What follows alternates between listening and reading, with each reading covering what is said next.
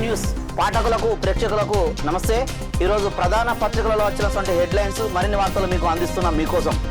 Maoist అగ్రనేత Hidma encounter, ఆయన భార్య రాజే, మరో 4 మృతి, ఆంధ్రప్రదేశ్లోని మరేడ్మిల్లి అడవుల్లో ఎదురుకాల్పులు.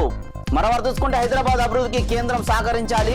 హైదరాబాద్లో జరిగిన పట్టణాభివృద్ధి శాఖ రీజనల్ మీటింగ్లో సీఎం రేవంత్ రెడ్డి, కేంద్ర మంత్రి మనోహర్ లాల్ ఖట్టర్, ఆంధ్రప్రదేశ్ మంత్రి నారాయణ. మరోవారు చూసుకుంటే గజ్వేల్లో ఇంటిగ్రేటెడ్ మార్కెట్ షాపింగ్ కాంప్లెక్స్ నిర్మాణానికి శంకుస్థాపన చేసిన మంత్రి వివేక్ వెంకటస్వామి, తుమ్కుంట నర్సారెడ్డి. మరోవారు చూసుకుంటే 20% తేమ ఉన్న పత్తి కొనుగోలు చేయాలి బీఆర్ఎస్ అధినేత కేటీఆర్. మరోవారు చూసుకుంటే వైద్య ఆరోగ్య శాఖ మంత్రిని కలిసిన జూబ్లీహిల్స్ ఎమ్మెల్యే నవీన్ యాదవ్. పంచాయతీ ఎన్నికలకు ఈ నెల 25 కల్లా నోటిఫికేషన్.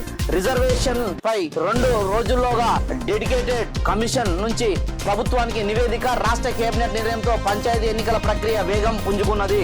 పార్టీ పరంగా బీసీలకు 42% కోటా ఇచ్చేందుకు ఇప్పటికే కేబినెట్ నిర్ణయం. మరోవారు చూసుకుంటే వాట్సాప్ లో మీ సేవ బర్త్ సర్టిఫికేట్ నుంచి బిల్లుల వరకు 580 సేవలు అందించనున్న రాష్ట్ర ప్రభుత్వం. మరో వార్త చూసుకుంటే మావోయిస్టులారా లొంగిపోండి, కేంద్ర హోంశాఖ సహాయ మంత్రి బండి సంజయ్. ఇందిరమ్మ ఇల్లు గృహ ప్రవేశంలో మంత్రి అడ్లూరి లక్ష్మణ్ కుమార్. వనజీవి రామయ్య కుటుంబ సభ్యులను పరామర్శించిన తెలంగాణ జాగృతి అధ్యక్షురాలు కవిత. అక్రమ కేసుల విషయంలో ముఖ్యమంత్రి, డీజీపీ దృష్టికి లిఖితపూర్వకంగా ఫిర్యాదు చేశామన్న దుబ్బాక ఎమ్మెల్యే కొత్త ప్రభాకర్ రెడ్డి.